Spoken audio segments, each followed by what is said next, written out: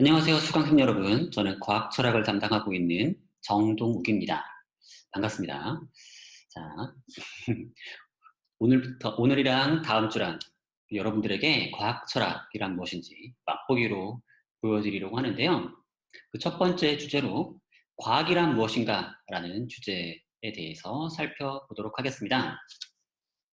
자, 과연 과학이란 뭘까요? 과학이란 도대체 뭘까요? 음, 과학이라고 하면 일종의 좀 지식인 것 같죠? 지식 중에 하나인 것 같아요. 물론 다른 형태의 과학도 있습니다. 지식이 아니라 연구, 활동. 그러니까 활동으로서의 과학이 있고 활동의 결과물로서 만들어진 그 지식으로서의 과학이 있습니다. 자, 그 중에서 여기 그림에 나오는 이분 있죠? 혹시 이분 아시는 분 있나요? 전 누굴까요? 칼 포퍼라고 하는 그 철학자인데요. 과학 철학이라고 하면 가장 유명한 두 명이 있어요. 어, 빅2라고 해야 될까요? 한 명이 칼 포퍼, 요 분이고요. 다른 한 명이 이제 토머스 쿤이라고 하는 철학자가 있습니다. 두 명 모두 그 20세기 말에 돌아가셨고요. 특히 이 포퍼는 지식으로서의 과학에 대해 관심을 가졌어요. 그래서 어떤 형태의 지식이 또는 어떻게 만들어진 지식이 과학이라 불릴 수 있는지에 대해서 아주 많은 고민을 했던 분이고요. 그럼 도대체 그래서 활동으로서의 과학 그거는 약간 좀 다른 방식으로 정의가 될 수 있을 텐데 일단 지식으로서의 과학에 대해 초점을 맞춰봅시다. 자, 과학 지식이라고 하면 왠지 아무거나 이제 과학 지식이라고 할 것 같진 않죠. 생각해 보시면 우리가 보통 과학 지식이라고 하면은 뭔가 관측이나 실험을 통해서 뭔가 사실로 증명된 것 그렇게 생각되지 않나요? 자, 그러니까 이런 식으로 증명이라는 표현을 썼을 때는 우리가 아무렇게나 지어낸 것과는 구분되는 뭔가 사실로서 증명된 것 그리고 그 사실로서 증명됐다는 것은 무엇으로? 경험을 통해서 특히 뭐 관측이나 실험과 같은 경험을 통해서 증명된 거라는 거죠. 그러니까 과학 지식은 주로 뭘 다뤄요? 우리 세계가 어떻게 이루어져 있나? 이게 어떻게 작동하나? 우리 세계에 대한 주장을 과학 지식이 담고 있죠. 따라서 세계에 대한 지식을 증명하려면 결국 우리 그냥 머릿속으로 마음대로 지어내면 안 되고 또 상상으로 막 지어내면 안 되고 뭘 통해서 증명을 해야겠어요? 관측이나 실험을 통해서 사실로서 입증을 해야겠죠. 그래서 많은 과학자들은 필드에 나가서 막 관찰을 하고 어떤 사람들은 연구실, 실험실에서 수많은 실험을 하죠. 바로 그 결과물로서 그 과학 지식이 만들어지는 거 아니겠습니까? 그냥 책상머리에 앉아가지고 그냥 상상만 하는 철학자와는 달리 아니면 뭐 소설가와는 달리 마음대로 지어내지 않고 우리 경험을 통해서 증명된 것만 과학 지식으로 인정하는 것처럼 보인다는 거죠. 자, 그런데 좀 문제가 있어요. 뭐냐면 증명이란 표현이 너무 센 것 같다는 생각이 들죠. 증명이란 말이. 사실 증명이란 말이 보통 어디서 쓰이는지 아시나요? 증명이란 말을 가장 많이 사용하는 그런 분야가 있습니다. 바로 과학이 아니라 수학이죠, 수학. 수학 분야에서 허구한 날 증명합니다. 하지만 과학자들은 증명했다는 말을 가끔은 쓰지만 잘 안 써요.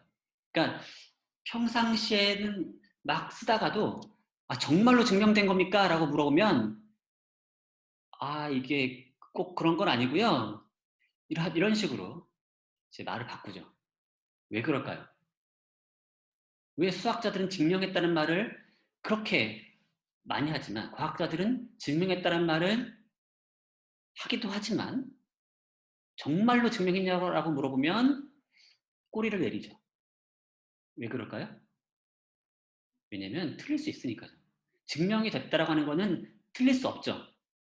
전제가 참이라면, 그러니까 어떤 또 전제로부터 뭔가 쭉 있으면 증명이라고 하는 것, 그 말 자체, 이거 엄밀한 의미, 철학에서는 이런 개념을 아주 엄밀하게 쓸 것을 요구하는 경우가 많은데, 증명이라는 말 자체는 그렇죠. 참으로서 증명됐다. 그러면 더 이상 어떤 방식으로도 그것을 거짓으로 만들 수는 없어야 되죠. 그런데 과학에서는 그런 일이 자주 일어나죠. 옛날에는 증명했다. 그게 참이다라고 주장했지만 나중에 가면 아닌 것으로 드러나는 경우들이 많이 있죠. 예를 들어서 가장 유명한 과학자 누가 있을까요? 아이작 뉴턴이라는 과학자 이름은 다들 들어봤겠죠? 자, 아이작 뉴턴이 뭘 만들었죠? 뭐 F는 ma, 뭐 관성의 법칙, 뭐 등등등. 그러다가 뭐 만율력의 법칙 이런 것도 있죠. 근데 이 만율력의 법칙이 교과서에도 있죠. 그렇지만 그 법칙이 정말 참이냐? 그렇진 않아요. 그 당시에는 참이라고 생각했죠. 그리고 19세기까지도 참이라고 생각했죠. 하지만 20세기 들어서부터는 벌써 100년 전부터는 만유인력의 법칙이 모든 경우에 대해서 다 성립한다고 생각하진 않아요. 아주 무거운 물체의 바로 옆에 있는 경우에는 그 물체 사이에는 만유인력의 법칙, 그 법칙 있죠? 그 F는 R 제곱분의 GMM 이런 법칙 있죠? 이거 잘 작동 안 합니다. 그래서 심지어 수성과 같은 수성 있죠? 태양과 수성 사이의 관계를 설명할 때는 이 법칙 가지고 하면은 조금 눈곱만큼 안 맞아요. 그래도 눈곱만큼이라도 안 맞으면 틀린 거죠. 그렇죠?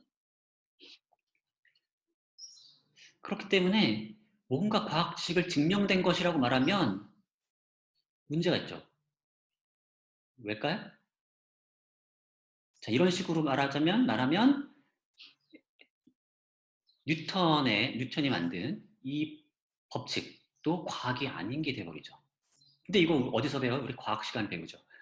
그러니까 과학 시간에 배우는 수많은 것들이 다 과학이 아닌 것이 돼버리는 겁니다. 너무 강한 정의예요. 너무 좁은 정의죠. 우리가 과학이라고 인정할 만한 것들을 몽땅 다 거의 다 과학이 아닌 것으로 만들어버릴 위험이 있는 그런 정의인 거죠. 그래서 우리는 좀 과학 지식을 정의한다 그러면 좀 더 이거보다는 좀 약한 정의를 사용해야 될 것 같아요. 그래서 좀 약화시켜서 증명이 아니라 그냥 귀납적으로 뒷받치는 것이다 라고 약화를 시켜보죠. 귀납적으로 뒷받침된 것이다. 이러면 어떨까요? 사실은 많은 사람들이 이 정의를 좋아합니다. 과학 지식이라고 하는 게 아무렇게나 지어낸 것도 아니고 그렇다고 참으로 증명된 것도 아니고 그렇다면 그 중간인데 결국 관측이나 실험을 통해서 귀납적으로 뒷받침된 것이라고 말하는 거죠. 그래서 참일 가능성이 높은 거죠. 참일 가능성이 높은 것, 개연성이 높은 것 이런 식으로 말을 하고 싶은 겁니다. 그런데 제 수업을 들어봤으면은 철학 인문 수업 제 수업 듣는 학생이 꽤 많은 것 같은데 생각해 보시면 흉도 그렇고 몇몇 사람들이 그렇고 이 귀납이라는 거에 대해서 상당히 그렇게 탐탁치 않게 생각하는 경우도 있고 흉 같은 경우는 이 귀납적으로 뭔가 추론한다는 게 일종의 정당화된 방식의 추론이 아니라 일종의 습관이라고만 얘기하죠. 자, 왜 그러냐? 이 귀납이라고 하는 게 그렇게 확실하진 않아요. 사실은 지금 방금 전에 약화시키는 이유도 사실은 이 귀납의 이런 이 불확실성에 이제 의존하는 거긴 한데요. 자, 봅시다. 이 대표적인 귀납적 추론을 보여드릴게요. 1번 백존을 하였다. 2번 백존을 하였다. 3번 백존을 하였다. 점점점점 이런 식으로 수많은 백조들을 관찰한 결과 다들 하얗다는 걸 알아냈어요. 그렇다면 이걸 통해서 따라서 모든 백조는 하얗다라고 결론을 내린다면 어떻겠어요? 자, 이런 방식을 우리 보통 자, 이런 전제들로부터 이런 결론을 이끌어내는 방식. 유한한 개별 사례들로부터 보편적인 주장을 펼칠 때 이런 거 보통 균합추론이라고 하죠. 아주 전형적인 균합추론이죠. 지금까지는 이랬다. 그럼 앞으로도 그럴 것이다. 뭐 이런 거라든가 이런 형태의 균합추론이라고 하는 게 근데 문제가 뭐냐면 확실하지가 않다는 거죠. 단 하나의 발레만 나온다 하더라도 이 추론은 이제 말짱 도루묵이 되는 거죠. 그래서 실제로 백조가 다 하얗진 않아요. 호주에 가보면은 이런 검은 백조가 있습니다. 그러니까 참 균합 추론이라는 게 허망하죠. 자, 100개, 1000개, 10,000개의 백조를 봐서 모두 하얀 걸 봤는데도 불구하고 모든 백조가 하얗다는 이 주장을 확립시킬 수가 없는 거죠. 나중에 알고 보니까 검은 백조가 있더라. 아니면 뭐 빨간 백조가 있더라. 그런 한 마리라도 발견이 되면 말짱 도루묵이 되는 거죠. 그래서 뭐 모든 까마귀는 까맣다 이런 것도 까마귀 100마리 보고 1000마리 보고 10,000마리를 본다 한들 소용이 없어요. 왜냐면 알비노에 걸린 하얀 까마귀 한 마리만 우리가 보게 되면 다 무너지는 거죠. 그러니까 이게 허망하단 말이죠. 그렇다면 균합을 통해서 과학 지식을 정의하거나 과학을 정당화한다라고 하는 게 좀 뭔가 문제가 있다. 사실은 대부분의 철학자들은 여기서 멈칫멈칫합니다. 이게 불확실하지만 우리가 어떻게든 좀 이 균합추론이라고 하는 걸 잘 제어하면 되지 않겠느냐라고 많이들 생각을 해요. 아니면 이게 좀 너무 나이브한 균합추론이기 때문에 그렇지 좀 잘 통제를 해서 특정한 조건을 잘 만족하기만 한다면 특정한 조건을 잘 만족하는 균합추론을 하면 정당화되는 지식을 산출할 수 있지 않겠느냐라고 생각을 하기도 합니다. 사실은 그런 사람이 꽤 더 다수파일 거예요. 물론 그 쉬운 일은 아니지만 그 마음속에 그런 걸 희망하고 있는 거죠. 왜냐하면 균합 없이 어떻게 과학을 정당하겠냐 또는 균합 없이 어떻게 경험적 지식을 정당하겠느냐라고 생각을 하기 때문인 거죠. 적어도 균합이라고 하는 건 어쩔 수 없이 사용할 수밖에 없는 것이라고 생각하기 마련이거든요.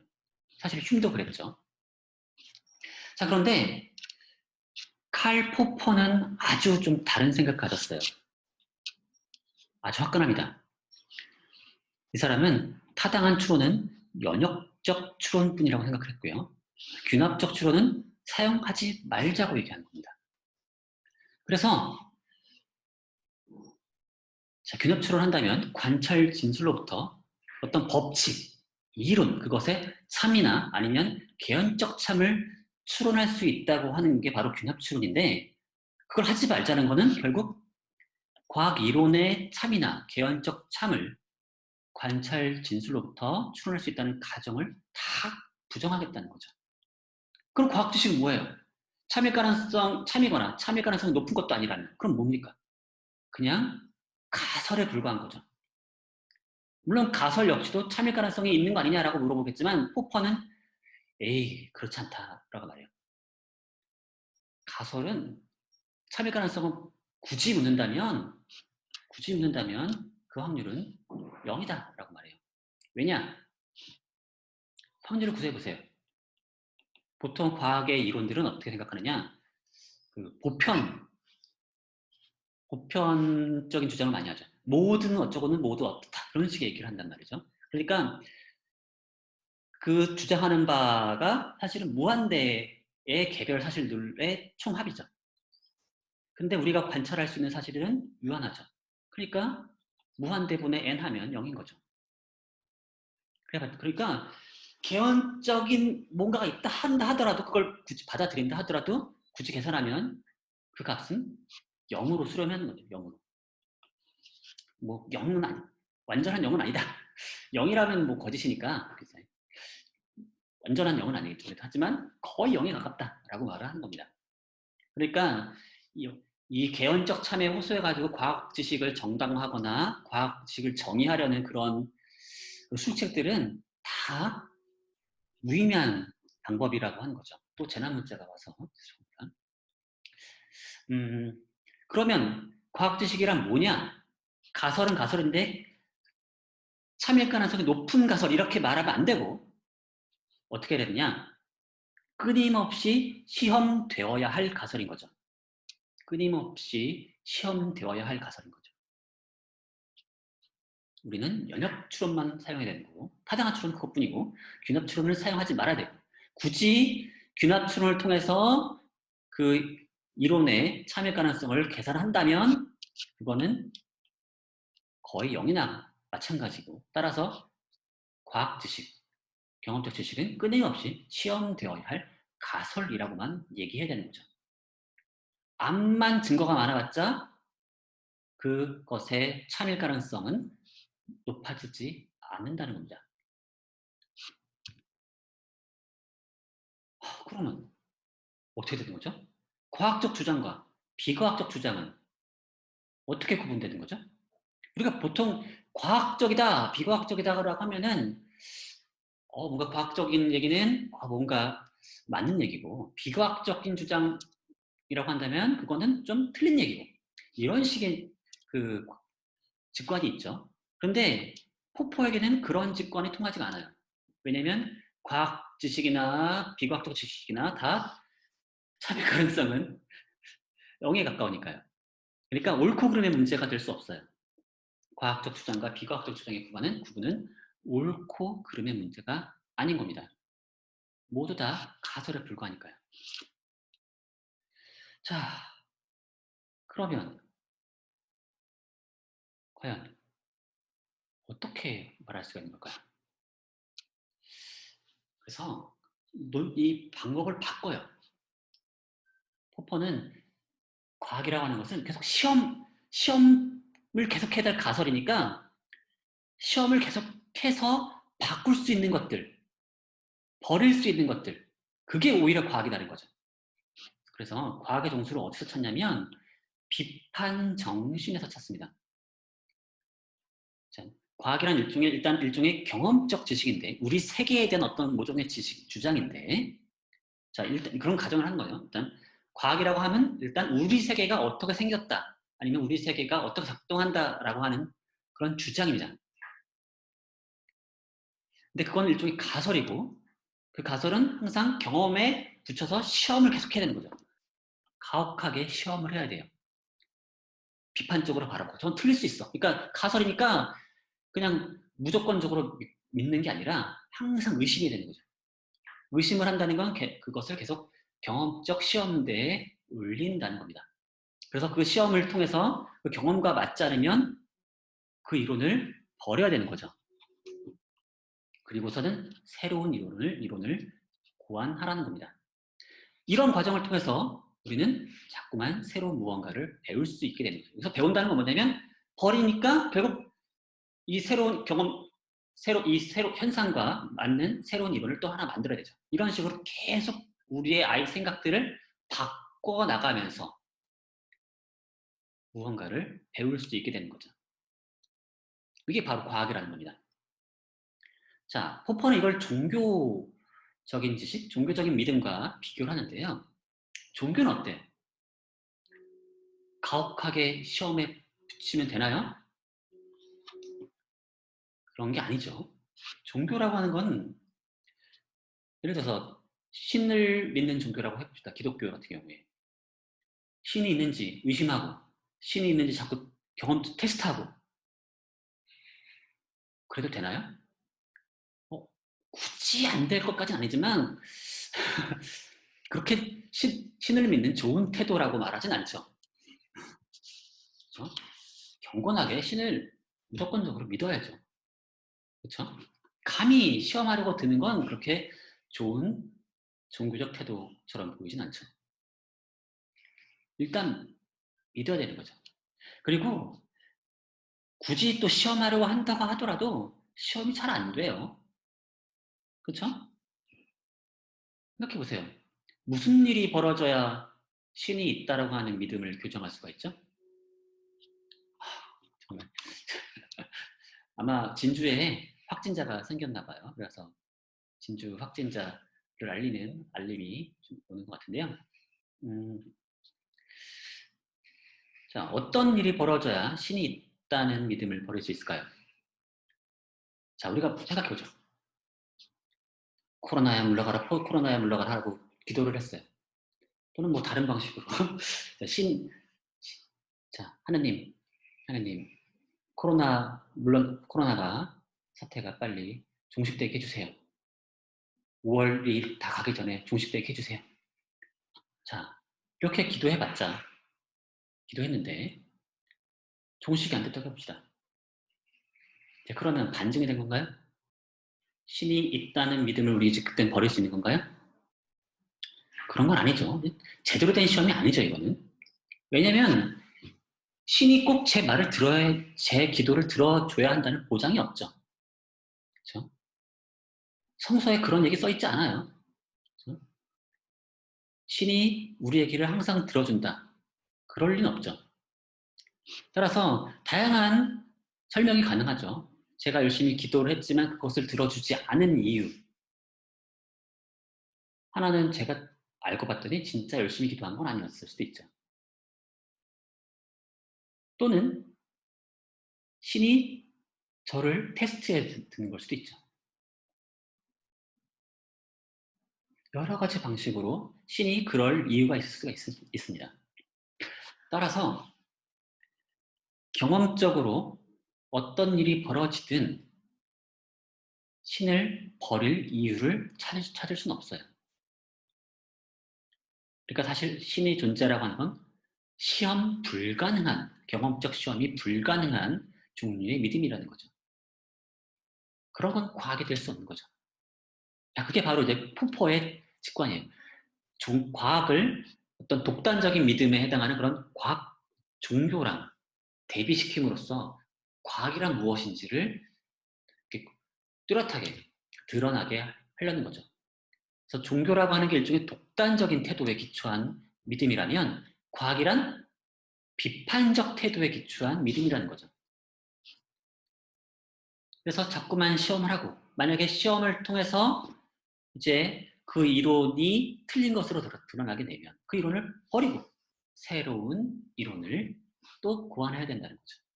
그게 과학이고 그런 방식을 통해서 자꾸만 새로운 것을 배워나갈 수 있다는 거죠.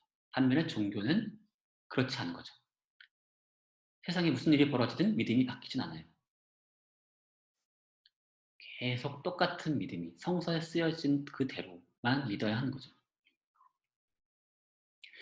바로 그런 식으로 둘을 대비시켰던 겁니다. 종교와 과학. 자, 근데 포포가 종교 문제에 관심이 있었던 건 아니에요. 그리고 종교가 과학이 아니다라는 주장을 하고 싶어서 이런 얘기를 하는 것도 아니에요. 종교가 과학이 아니라는 거는 이제 이미 전제된 얘기고요. 이걸 기반 삼아서 다른 얘기를 하려고 하는 거죠. 뭐냐면 과학 인체하고 있는 모종의 주장들이 알고 보니까 걔는 진짜 과학이 아니라 종교와 매우 비슷한 주장들이더라라고 하는 걸 이제 보여주려고 했던 거죠. 일단 종교랑 과학은 애초에 서로 별개의 활동이다, 별개의 지식이다라는 거를 이제 가정하고서 시작하는 겁니다. 여기서 근데 조심할 거는 종교적 주장이 틀렸다고 말하는 건 아니에요. 종교는 틀리고 과학은 맞다 이런 얘기를 하는 게 아니라 종교적 주장 중에도 맞는 얘기가 있을 수도 있어요. 다만 시험에 불가능할 뿐이죠. 과학 주장 중에서도 맞는 게 있을 수도 있고 틀린 게 있을 수도 있죠. 과학. 항상 맞는 얘기만 하는 게 아니죠. 오히려 틀린 얘기가 항상 많죠. 왜냐면 시간이 지나면 틀린 것으로 드러나니까요. 대부분이. 자, 그런 식으로 생각하면 이게 맞고 틀리고의 문제가 아니라 태도의 문제 또는 시험 가능성의 문제라는 거고 이런 직관을 잘 활용하면 과학인체하고 있는 애들을 과학인체하지만 사실은 과학이 아닌 것들을 잡아낼 수 있다는 겁니다. 자, 사실은 포퍼가 관심 있었던 건 바로 이런 문제였던 거죠. 포퍼가 젊은 시절에, 사실은 여러분보다도 더 어린 시절에, 고등학교 때 그 당시에 유행하던 이론들이 있었습니다. 당시 지식인들을 엄청나게 사로잡았던 그런 이론들이죠. 마르크스의 역사 이론이라든가 프로이트의 정신분석학, 아들러의 개인심리학 이런 것들이 당시에 엄청 유행을 했었고 많은 지식인들에게 영향을 많이 줬어요. 지금도 사실 많은 영향을 주고 있죠. 세 모두. 이 중에서 가장 좀 이름값이 떨어지는 사람이 이제 아들러 같은데 아들러도 아주 유명합니다. 이 뒤에 잠깐 다시 소개해 드릴 텐데 사실은 포퍼가 이 아들러의 연구실에서 조수로 일을 한 적도 있어요. 근데 포퍼라는 사람이 좀 이래요. 여기 사실은 사회민주당에도 젊은 시절 고등학교 때 가입했다가 한 6개월 만에 그만 나오고요. 그런 사람이에요. 약간 이 사람이 약간 아웃사이더 기질이 있는 것 같아요. 그래서 현재 어떤 뭐 정부에 대해서 뭔가 불만이 있어서 어딘가에 새로운 어떤 주장을 하는 사람들에게 쏠려서 가서도 이렇게 거기에 전폭적으로 탁 이제 온 마음을 쏟는 게 아니라 살짝 의심의 눈초리를 가지고서 이러고 보는 거죠. 어디 잘하나 보자. 어디 진짜 맞는지 보자. 이런 마음으로 있다 보니까 다 금방금방 이제 뛰쳐나와요.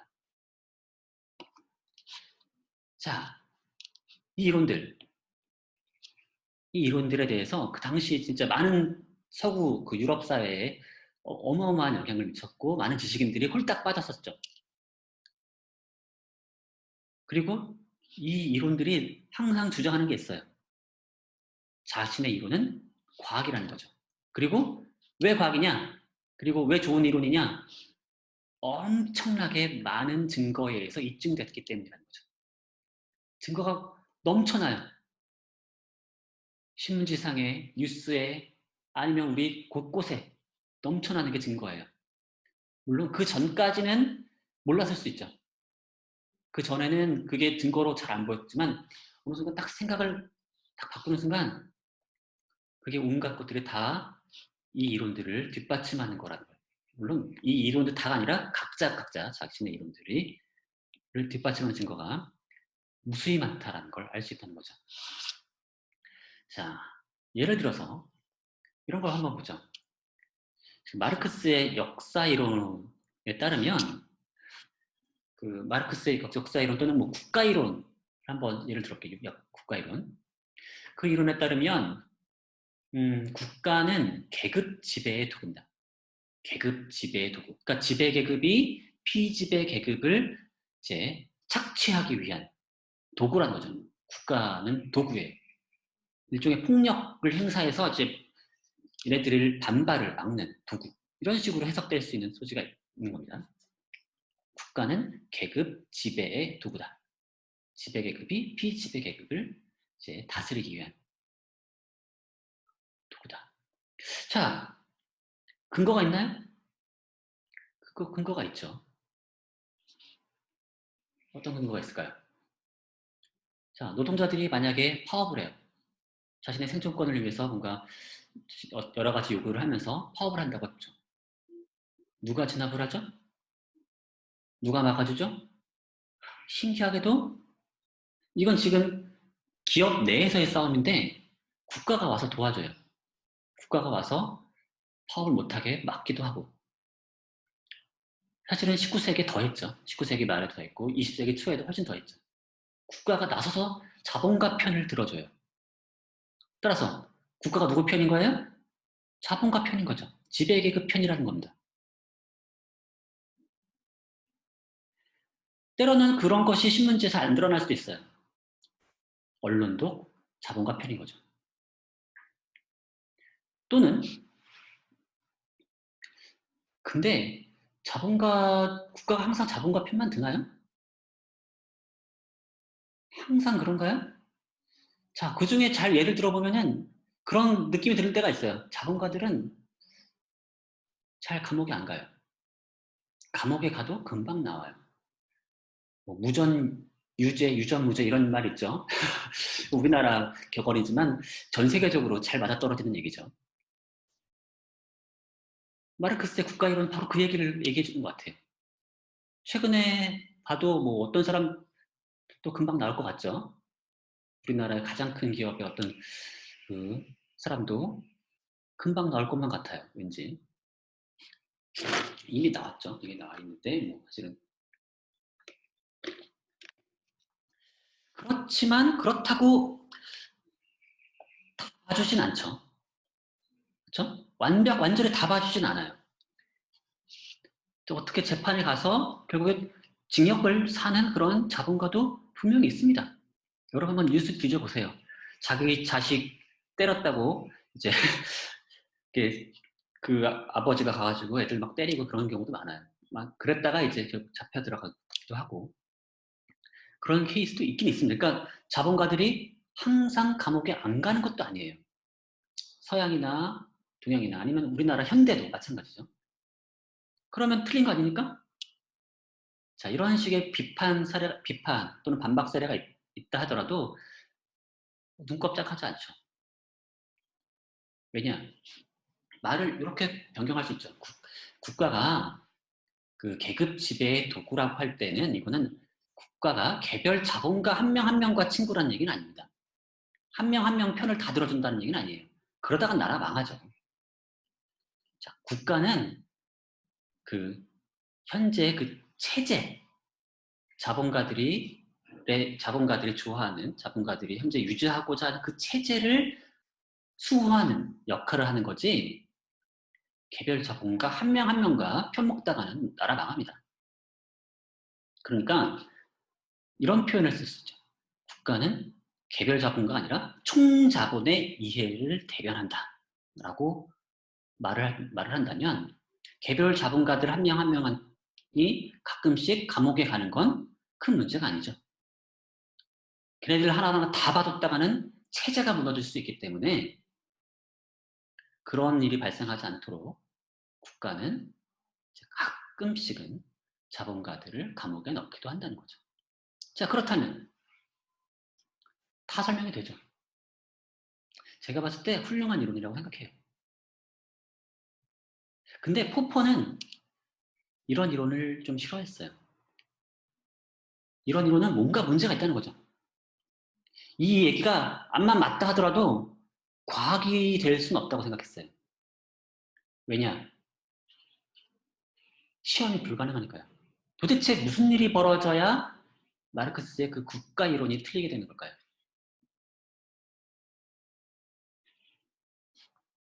앞만 봐도 틀릴 그 이론의 발레라고 하는 걸 찾아내기가 어려운 거죠. 무슨 사례를 들이밀어도 마르크스는 다 설명할 수 있을 거예요.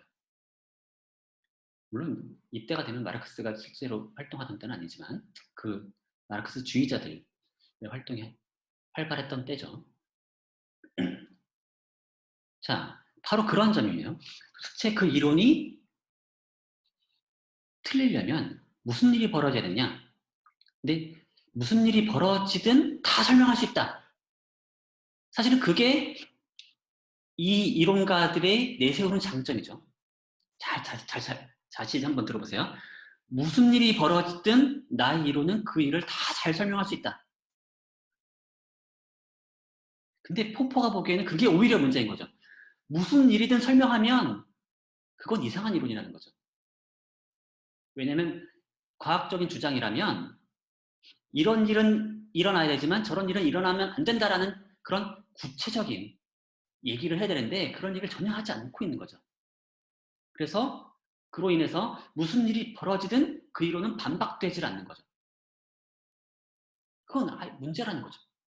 그건 과학이 아니라는 겁니다. 과학이라면 그 일이 틀릴 여지가 있어야 되는데 그럴 여지를 애초에 만들지 않는 이런 이론들은 과학이 아니라 사이비 과학이라고 하는 거죠. 사이비 과학.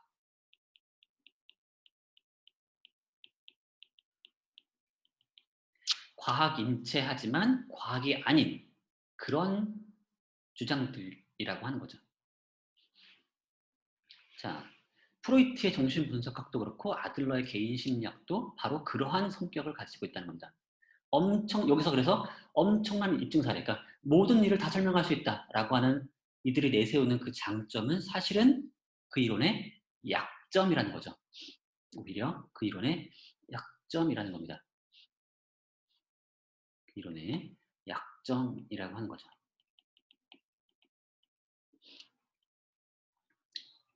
네, 갑자기 이거 사라졌네요. 사이비과학자가 썼는데. 물론 여전히 논란의 여지는 있습니다. 이것들이 정말로 사이비과학이냐 아니냐는 사람들 사이에서 아직도 논쟁 중인 것도 있고요. 저희 개인적인 생각으로는 글쎄요. 저는 사실은 마르크스의 이론 많이 좋아하는 편인데 어쨌든 포퍼의 그 관점 하에서는 과학이라면 그건 시험이 가능해야 되는데 시험 가능성을 애초에 다 막아놓은 그런 이론들은 과학이라고 볼 수 없다라는 거고 이 마르크스 역사 이론이라든가 프로이트의 정신분석학이나 아들러의 개인 심리학 모두 그러한 약점을 가지고 있다는 거죠. 본인들은 강점이라고 내세웠지만 자 아들러의 얘기를 한번 더 들어보죠.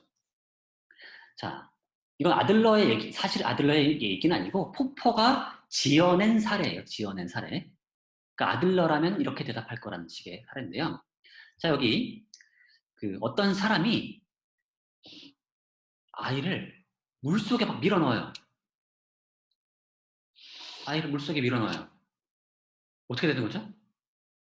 도대체 그 사람은 왜 그러니까 왜 그러는 일을 하는 겁니까? 라고 포퍼가 아들러 선생님께 물어봤다고 생각해 봅시다. 자 그러면 아들러는 이렇게 말할 거라는 거죠. 아, 그 사람은 자신도 감히 범죄를 저지를 수 있다는 것을 자신에게 입증해 보이고자 하는 욕구를 일으키는 열등감에 의해 고통받는 사람이다. 라는 거죠. 좀 문장이 너무 길어서 헷갈리죠? 그러니까 그 사람 핵심적으로 뭐냐면 열등감에 빠져 있는 사람이라는 거죠. 열등감에. 되게 소심한 사람이라는 그런 그 자신의 생각이 있어가지고 그런 열등감에 빠져 있다 보니까 갑자기 이런 이상 행동을 한다는 거죠. 아, 나도 할 수 있어! 하면서.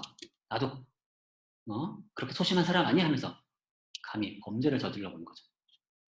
그런 사람일 거라는 겁니다. 자, 근데 이번엔 거꾸로. 물에 빠진 아이를 구하러 뛰어든 사람이 있다고 해봅시다. 도대체 그 사람은 왜 그런 행동을 하는 걸까요? 매우 숭고한 행동이고 희생적인 행동인데 그것 역시도 그렇게 일반적이진 않죠. 이제 뭐 상황에 따라 다르겠지만 어쨌든 이 상황에 대해서 자 도대체 이 사람은 왜 그런 행동을 하는 것인지에 대해서 아들러 선생님께 물어봤다면 아들러는 뭐라고 대답할 거냐? 에이, 그 사람 역시 열등감에 시달리고 있던 사람입니다. 용기가 없다라거나 뭐 그런 식의 열등감에 빠져있던 사람이라서 자신도 감히 아이를 구출하러 뛰어들 수 있다는 걸 입증해 보이고자 하는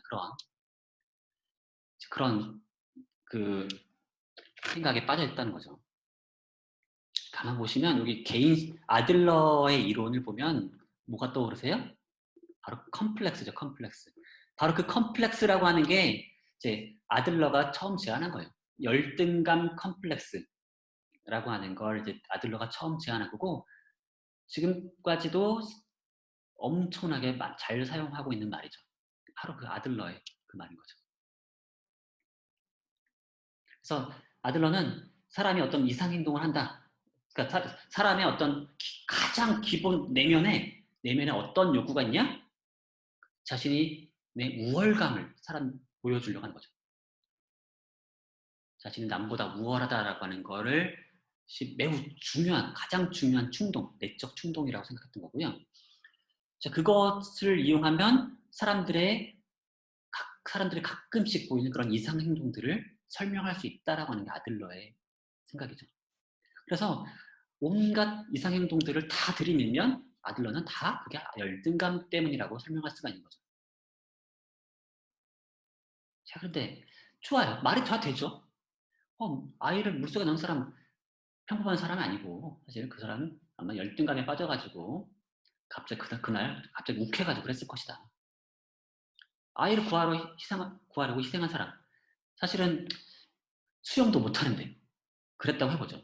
그러면 이 사람 되게 이상한 사람인 거죠. 그럼에도 불구하고 이 사람은 왜 그런 행동을 했냐? 아, 그 사람 역시 컴플렉스에 빠졌던 사람이다. 라는 식으로 설명할 수 있다는 거죠. 다 말이 되는 것처럼 보입니다. 문제는 뭘까요? 자, 한번 거꾸로 생각해 보죠. 열등감에 빠져 있는 사람들은 무슨 일을 하지 않을까요?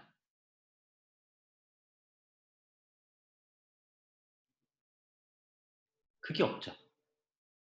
열등감에 빠진 사람은 아이를 물속에 집어넣을 수도 있고 아이를 구하려고 물에 뛰어들 수도 있어요. 또는 그냥 가만히 있어도 되죠. 그날은 그냥 날이 아닌가 보죠.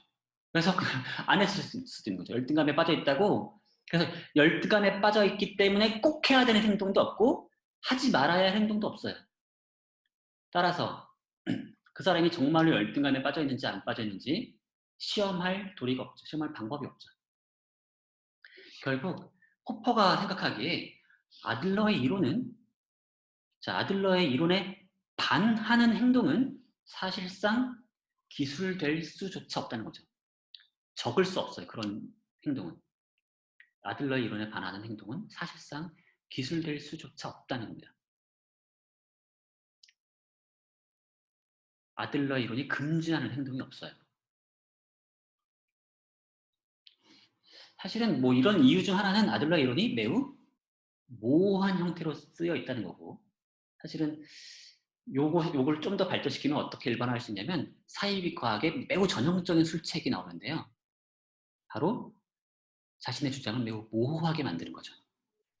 그래서 자신의 주장을 모호하게 만들면 이럴 수도 있고 저럴 수도 있고가 돼버리는 거고, 그래서 무슨 일이 벌어지든 그 이론은 반박되지 않는 거죠. 그걸 이제 매우 교묘하게 이제 잘 숨겨서 언뜻 보기엔 매우 설명이 잘 된 것처럼 보여주지만, 말을 하지만 사실은 아무 얘기도 하지 않은 것과 마찬가지인 거죠. 이럴 수도 있고 저럴 수도 있으니까. 그래서 아들러의 이론은 진정한 의미에서는 경험적이지 않은 이론이 되는 거죠. 이게 무슨 말이냐? 자, 경험적인 주장을 한다면 무슨 일이 벌어진다라고 말을 하는 거죠. 자, 그런데 생각해 보세요. 밖에 비가 온다. 피라고 해보죠. 자, 기호를 써가지고 그냥 비가 온다는 말을 해보죠. 자, 근데 오어, not P라고 써보죠. 비가 오거나 비가 오지 않아 라고 말을 했어요. 그럼 이게 무슨 말이죠? 비가 오거나 비가 오지 않는다 라는 주장. 자, 이 주장이 참인지 거짓인지 확인하기 위해서 우리가 창밖을 내다볼 필요가 있나요? 내다볼 필요가 없죠. 이 말은 무조건 참이죠. 무조건. 내가 창밖을 보든 안 보든, 밖에 비가 오든 안 오든 무조건 참이죠. 자, 이 주장은 경험적 주장일까요?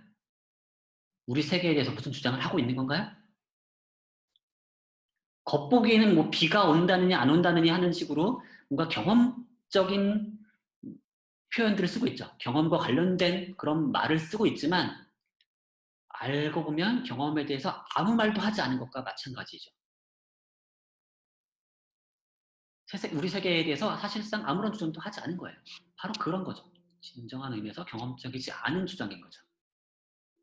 아들러의 이론도 마찬가지라는 겁니다. 아들러의 이론에 따르면 이럴 수도 있고 저럴 수도 있어요. 이럴 수도 있고 그러지 않을 수도 있어요.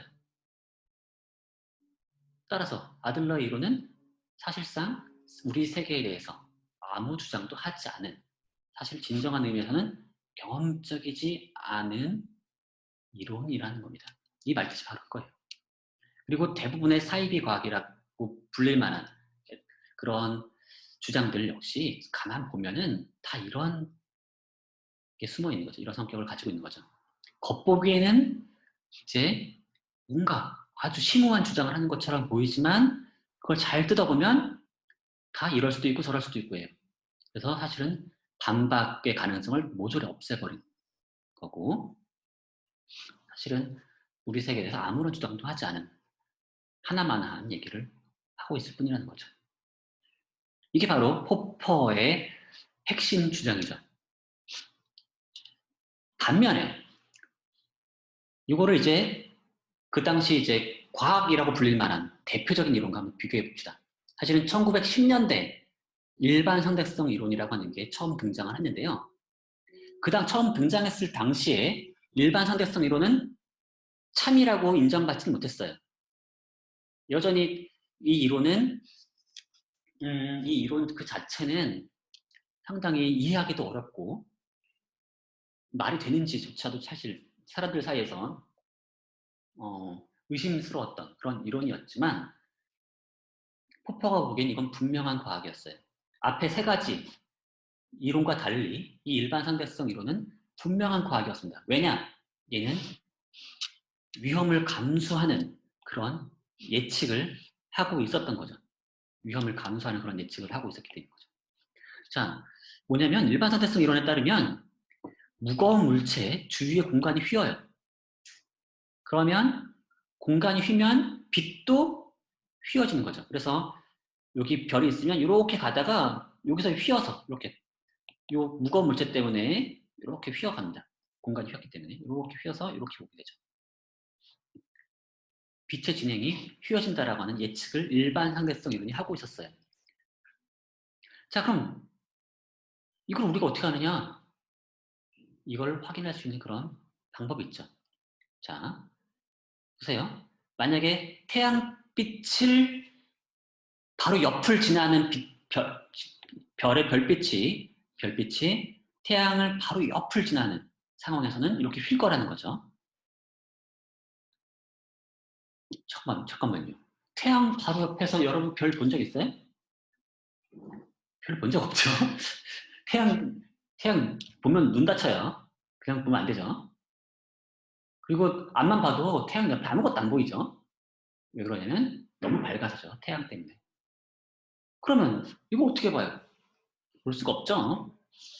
대신에 그, 그 달이, 여기 달인데 달이 태양을 가리는 날 있죠. 그걸 바로 개기일식이라고 그러죠. 태양의 빛이 완전히 가려지면은 그 주변이 또 어두워지기 때문에 요 별이 보입니다.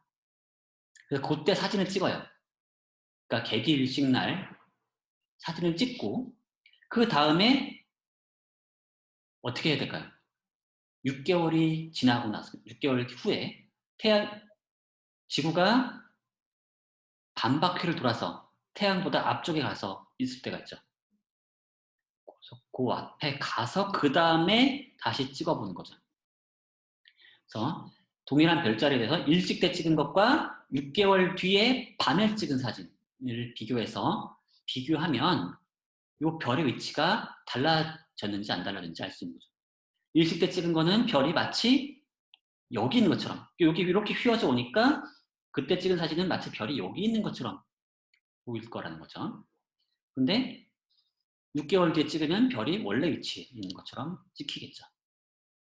그런 식으로 두 개 사진 이용해서 시험 가능하다는 거죠. 그래서 만약에 두 사진이 똑같다, 차이가 없다, 그러면 일반 상대성 이론은 반박되는 거죠. 그렇죠? 만약에 차이가 있으면 반박이 안 되는 거고 차이가 있으면 반박이 되는 거죠. 즉 일반 상대성 이론의 예측은 경험적 조사를 통해 반박될 가능성이 존재했다는 거죠. 이게 매우 중요한 차이예요. 앞에 이론들은 무슨 일이 벌어지든 반박될 가능성이 없었던 반면에 일반 상대성 이론은 그게 무슨 주장을 하는지 아무리 이해하기 어렵고 복잡한 이론이라 하더라도 얘는 경험적 조사를 통해 반박될 가능성이 존재한다는 거죠. 위험을 감수한다는 거죠. 자기가 틀 수 있는 그런 위험을 감수하는 거고 앞에 이론들은 비겁하게도 그런 위험을 감수하지 않고 있다는 거죠. 자, 그래서 조심할 점은 뭐냐면 일반 상대성 이론이 앞서 언급한 이론들보다 참에 가깝다는 얘기가 아니에요. 전혀 그런 주장하는 게 아니다. 오히려 이것도 틀릴 가능성이 있어요. 다시 말해서 이건 또 틀릴 수도 있는 거고요. 그러니까 참이 가깝다는 얘기는 전혀 상관이 없는 거고 일반 상대성 이론은 앞에 이론과 달리 경험적으로 반박적인 가능성이 존재했다는 거죠.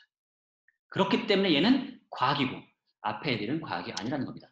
이게 포퍼의 핵심 주장이고 이거를 포퍼의 반증주의라고 불러요.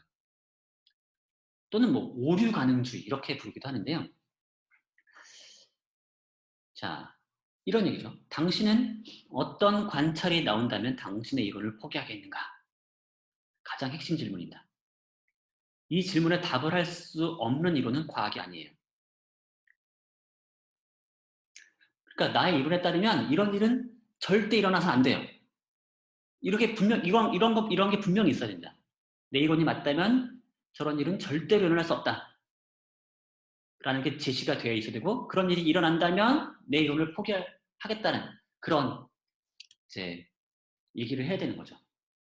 근데 어떤 이론들은 내 얘기가 맞다면 무슨 일이 벌어져야 되는지 항상 얘기를 안 해요. 보통은 어떤 식이냐면 항상 설명해야 할 현상이 먼저 있고 그걸 사후적으로 해석하죠. 항상 해석해요. 그래서 모든 걸 다 해석해낼 수 있어요. 하지만 그 이론이 맞다면 어떤 일이 절대로 일어나면 안 되는지 아니면 꼭 이런 일만 일어난다라고 하거나 이런 식의 예측을 하지 않죠. 그런 이론들은 과학이 아니라는 겁니다. 위험을 감수하지 않기 때문에. 그리고 이걸 잘만 보면 뭐냐면 좋은 과학적 이론은 일종의 금지예요. 금지. 내 이론이 맞다면 이런 일은 절대로 일어나서는 안 돼. 라는 그런 얘기를 하고 있다는 거죠. 그런 이론만이 좋은 이론이에요. 그리고 좀 더 정성적으로 뭔가 정량적인 평가를 한다면 이론이 금지하는 것이 많을수록 좋은 이론이 되는 겁니다. 이게 무슨 말이냐? 자, 예를 들어 생각해 보세요. 내일 아침에 해가 뜰 것이다 라는 주장과 내일 아침 5시에서 8시 사이에 해가 뜰 것이다 라는 주장이 있고 내일 아침 6시에서 7시 사이에 해가 뜰 것이다 라는 주장. 근데 6시 10분에서 15분 사이에 해가 뜰 것이라는 주장. 자, 어떤 주장이 금지하는 게 많은 거죠? 바로 이 주장이 금지하는 게 제일 많은 거죠. 해가 만약에 여기 뜨거나 여기 뜨거나 여기 뜨면 안 되고 반드시 이 좁은 구간 안에서만 떠야 된다는 걸 주장하고 있죠. 그런 이론이 바로 금지하는 게 많은 이론이고 그 이론이 좋은 이론이라는 겁니다. 자, 왜 좋은 이론이냐? 반박 가능, 포퍼식으로 말하자면 반증 가능성이 높은 이론이기 때문인 거죠. 참일 가능성이 낮기 때문이라는 거예요. 자, 여기서 아주 우리의 직관과 반대 방향의 얘기를 하는 것처럼 보여요. 뭐냐면 반증 가능성이 높다. 또는 참일 가능성이 오히려 낮은 거. 논리적인 관점에서 보면은 참일 가능성이 제일 낮죠. 태양이 만약에 여기서 오거나 여기서 오거나 여기서 오거나 여기서 오거나 한다면 이 이론은 첫 번째 요 가장 두리뭉실한 이 이론은 언제나 이 이론은 어느 경우든 다 반박이 안 됐어. 하지만 이 가운데 있는 이 좁은 이론은 좁은 구간을 가진 이론은 요 얘나 세 개의 경우에는 반박이 되죠. 그러니까 반증 가능성이 높아요. 가운데. 그리고 따라서 참일 가능성도 낮은 이론이죠. 자, 그런데 왜 이게 더 좋은 걸까요? 참일 가능성이 낮지만 왜 어떤 의미에서 이 이론이 좋은 거죠? 여러분은 어떤 이론을 더 좋아할 것 같아요? 여러분도 요 좁은 구간을 예측하는 그 이론을 좋아하는 그런 직관을 가지고 있습니다. 그게 뭐냐면 이론은 구체적이면 구체적일수록 좋아요.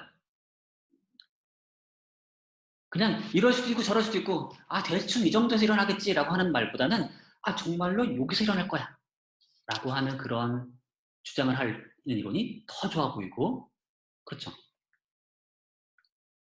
그리고 현대 과학 이론들이 그런 걸 엄청나게 성취하고 있죠. 빛의 속도는 30만 킬로미터 대충 그 정도가 아니라 29만 9천 어쩌고 저쩌고 소수점 몇 숫자를 막 하죠. 바로 그런 이론이 좋은 거 아닙니까? 바로 그런 의미랑 여기랑 아주 밀착되어 있는 겁니다. 좋은 과학적 이론은 바로 일종의 금지다. 금지하는 것이 많을수록 좋은 이론이다. 자, 그렇다면 시험이란 뭐냐? 시험이란 이론을 반증하기 위한 시도라는 거죠. 그래서 그러한 얘가 틀릴 수 있는 가능성을 수반하고 있는 그런 시도예요.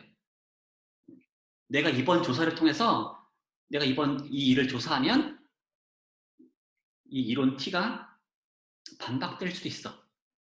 내가 그걸 감수하고서 한번 살펴보는 거죠. 그런 경우만 그게 참된 시험이고 그러한 위험을 감수하지 않는 그런 시험을 수반하지 않는 증거는 가치가 없다는 겁니다. 그래서 보통은 이렇게 해석이 되기도 하는데 이미 일어난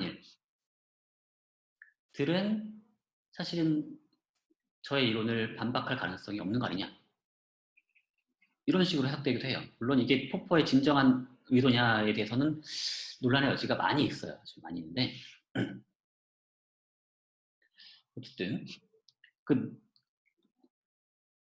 그것을 조사함으로써 그 조사 결과가 이론을 반박할 수도 있는 그 조사 결과에 따라서 조사 결과가 긍정적으로 나오면 반박이 안 되겠지만 부정적으로 나오면 그 이론을 반박하게 되는 그런 위험을 수반하고 있는 그런 시험이 있어야만 그때 얻은 증거만 진짜 증거다.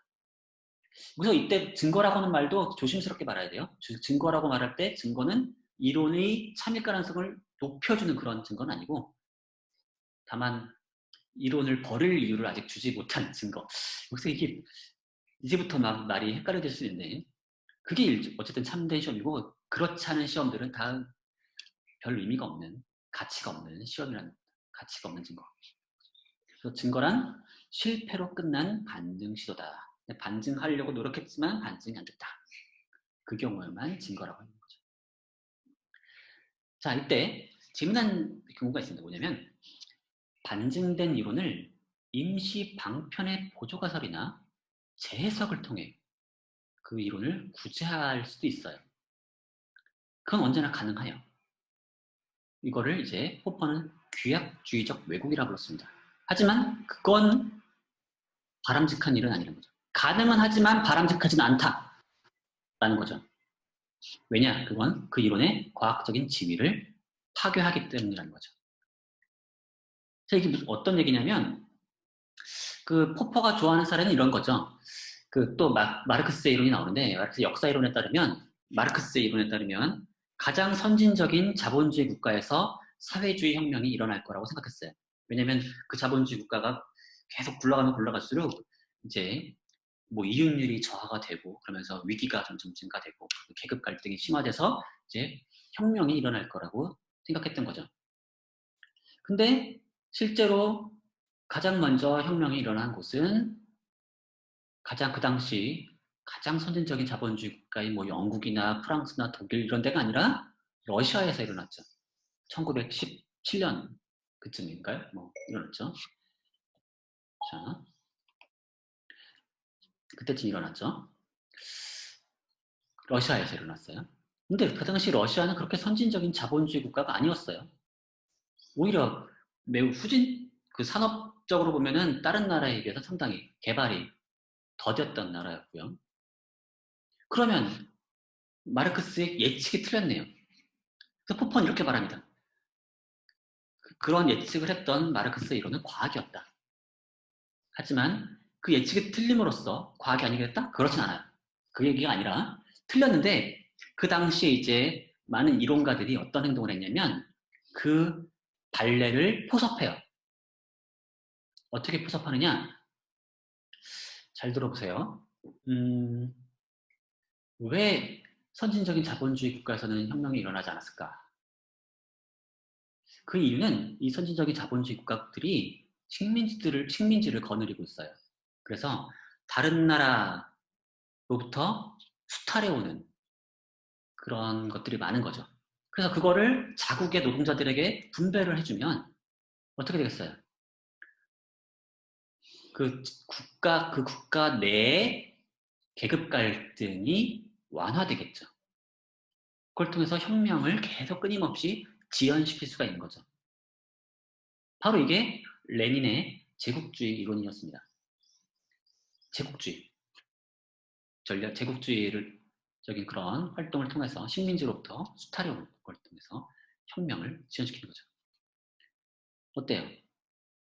제가 보기에는 아주 좋은 설명 같은데 제가 아주 좋은 설명이라고 생각되는데 포퍼가 보기에는 이건 비겁한 행동이라는 거죠. 그건 규약주의적인 왜곡을 범하고 있는. 왜 규약주의냐? 여기서 규약이라고 하는 건 뭐냐면 어떤 이론이 그냥 맞다고 약속하는 거예요. 그 약속이에요. 약속, 합의. 규약으로 정한 거죠. 그래서 마르크스의 이론이 일단 참이라고 일단 규약으로 정하고서 나머지를 바꾸기로 하는 전략인 거죠. 그럼으로써 우리는 마르크스의 주장을 신주단지 모시듯이 항상 맞는 걸로 이제 고수하겠다라고 하는 그런 고집을 보여주는 것처럼 보이고, 만약에 이 이론이 이런 방식 계속 이런 방식으로 그 여러 현상들에 대처하게 되면 무슨 일이 벌어지겠어요? 마르크스의 이론은 끝까지 계속 고집되겠죠. 결국 그 이론은 시험될 수 없게 되는 상태, 시험될 수 없는 거죠. 바로 그걸 우려하는 거죠. 자, 이걸 허용하는 순간, 그 설명이 얼마나 그렇듯하든 말든 상관없이 그렇듯하다 하더라도 그것이 계속 허용되면 원래 그 이론은 계속 고집되는 상태가 돼버리고 그건 일종의 비과학, 사이비과학이 되는 거죠. 과학적인 지위가 파괴되는 거죠. 마치 뭐와 비슷해져요? 종교와 비슷해지는 거라고 보는 거죠. 무조건적인 믿음, 교조적인 그런 믿음이 돼버리는 거고 그건 그렇게 된 믿음은 과학적인 믿음, 과학적인 지식이 아니라는 거죠. 이게 포퍼의 아이디어인 겁니다. 자, 그래서 정리하자면 과학은 이렇게 끝없는 추측과 반증의 과정을 통해서 진행이 됩니다. 처음에는 일단 어떤 문제의 제기를 통해서 이게 원래 가운데 정리해야 되는데 자, 어떤 문제의 제기를 문제가 있어요. 일단 문제로부터 과학이 시작됩니다. 이거 도대체 왜 이런 일이 벌어지는 거지? 잘 설명이 안 되니까 뭐가 필요해요? 가설이 필요하죠. 그래서 그걸 어떻게 만드느냐? 그냥 만들어내는 거 상상을 통해서 대담한 추측을 통해서 가설을 발견 또는 고안을 하는 거죠. 사실은 발명해내는 거예요. 발명. 자, 그 다음에 이걸 통해서 뭘 해야 돼요? 이 가설이 맞다면 무슨 일이 벌어져야 하는지 연역적으로 예측하는 거죠. 예측을 하고 만약에 예측된 것과 관찰이 일치하면 일단 자신의 가설을 승인합니다. 이게 아직도 반증을 시도했는데 아직도 반증이 안 됐네? 아직 버릴 이유가 없죠. 근데 만약에 또 그러면 다시 예측을 해요. 잠시만요. 죄송합니다. 이렇게 다 돌아가 버렸네. 추측을 하고 가설부터 예측을 하고 예측으로부터 예측을 관찰과 비교해서 만약에 일치하면 승인을 하고요. 일치하지 않으면, 그러니까 여기서 이 상태에서 어떻게 하는 거냐면, 그럼 그걸 믿는 건 아니고요. 가설을 믿는 게 아니라 가설을 또 시험해야 되는 거죠. 그래서 또 다른 현상을 또 예측해요. 또 다른 현상을. 이거 또 다른 시험이 필요해. 현상을 예측하고 그러다가 보면 언젠가는 무슨 일이 벌어지겠어요? 관찰과 일치하지 않는 예측이 있겠죠. 그 경우에 드디어 가설을 버리고 새로운 가설을 또 고안하는 거죠. 이게 이제 끊임없이 반복되는 게 바로 과학이라는 겁니다. 이런 과정을 통해서 과학은 새로운 무언가를 창안하고 잠정적으로 수용하고 또 다시 버리고 또 창안하고 이럴 수 있다는 거죠. 자, 근데 여기서 잠깐만요. 뭐냐면 예측과 관찰이 일치하면 가설을 승인한다고요? 이게 무슨 말이죠? 자, 포퍼는 이렇게 말합니다. 그렇다고 가설이 참이라고 믿는 건 아니다. 다만 그 가설을 버릴 이유를 아직 찾지 못했기 때문에 그냥 잠정적으로 사용하고 있고 다시 시험에 붙이려고 하는 것뿐인 거죠. 그런 의미에서 자신은 전혀 귀납추론을 사용하지 않았다는 겁니다. 관찰을 통해서 가설의 참이나 개연적 참을 전혀 추론하지 않았다는 거죠. 그러면 관찰을 통해서 관찰과 예측이 일치하지 않았을 때 반증하는 건 뭐죠? 요거는 연역적 추론인 거죠. 그건 연역적 추론이에요. 어떤 가설이 맞다면 어떤 현상 이가 일어나야 되는데 만약에 그 현상이 일어나지 않았어요. 그러니까 그 현상과 이 거짓으로 드러났어요. 그런 일이. 그러면 어떻게 돼요? 가설이 거짓인 거죠. 이것부터 이 후권 부정이라고 하는 논리 규칙인데요.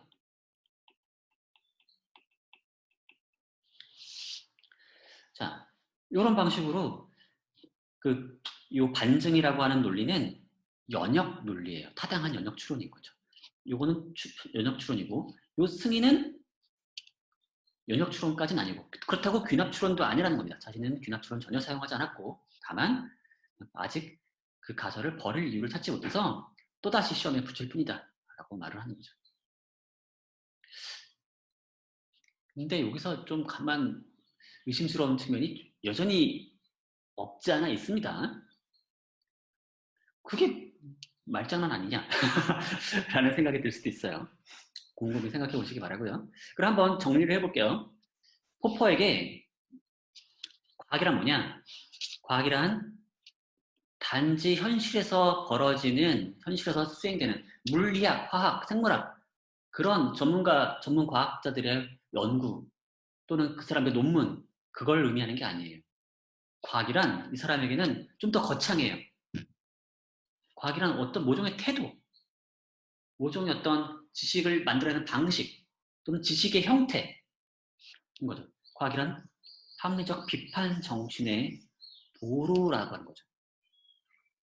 자, 포퍼가 걱정했던 건 뭐냐면 이제 포퍼가 젊은 시절 그리고 나이 들어서까지도 가장 이제 걱정스러웠던 일은 뭐냐면 바로 전체주의였던 거죠. 전체주의. 나치즘이라든가 아니면 스탈린주의라든가 이런 등등의 이제 사회 문제들, 사회적 국가가 사람들에게 이제 주입하고 뭐 유태인들은 뭔가 문제가 있다라거나 해서 그네들은 이제 멸종시켜야 한다거나 이런 식의 인종주의적인 주장들. 그게 처음에 어떻게 시작되느냐? 약간은 다 과학적인 어떤 주장과 결부되어서 나왔던 얘기들이에요. 하지만 사실은 증거가 별로 없음에도 없고 사실 시험을 해보면 비판받을 소지가 상당히 많을 수 있는 그런 얘기들이었는데 사람들이 그걸 그냥 무비판적으로 받아들였다는 거죠. 맹목적으로 뭔가 믿고 그게 이제 전체주의가 작동하는데 매우 중요한 역할을 했던 거죠. 그래서 전체주의의 위협으로부터 인간 사회를 지켜내기 위해서 우리 뭐가 필요하냐? 맹목적으로 믿지 말아야 되는 거죠. 자꾸만 시험하려 들어야 되는 거죠. 비판적으로 그것을 바라봐야 된다는 거죠. 그래서 과학이라고 하는 게 단지 물리학 과학이 아니라 어떤 우리 인류의 사회를 계속 건전한 사회를 만들어내기 위한 아주 필수적인 요소가 되는 거고요. 만약 다른 사람들이 그러지 못한다면 누군가 지식인들이 그것을 지켜내기 위해 노력을 해야 한다는 거죠. 그 무기가 뭐냐? 바로 과학이라는 거죠. 이게 이제 포퍼의 이제 아이디어인 겁니다. 물론 과학자들이 보기엔 이게 좀 너무 거창한 얘기처럼 들릴 수 있어요. 아니, 우린 그런 사람 아닌데. 우린 그런 일 하는 사람 아닌데. 근데 포퍼는 과학에 매우 막중한 그런 임무를 부여하고 있는 거죠. 물론 과학자에게 부여하고 있는 건 아니에요. 현실에서 물리학, 화학을 하지 않는 사람도 여기 나오는 이 과학을 할 수 있어요. 이 과학은 우리의 마음속에 있는 거죠. 우리의 태도에 있는 거죠. 또는 우리가 지식을 바라볼 때, 누군가의 주장을 바라볼 때 갖춰야 할 태도면서 그런 거죠. 누구나 갖춰야 할 거라는 거죠. 자, 과연 그럴까요? 자, 이게 가장 인기 있는 방식의 과학의 정의입니다. 물론 이게 과학의 현실과 맞느냐라고 물어본다면 좀 다를 수 있어요. 아까 지금 과학자 대비시켜봤는데 과학자들이 보기엔 이게 너무 거창한 얘기처럼 들리고 우리는 그렇지 않다라고 느낄 수도 있어요.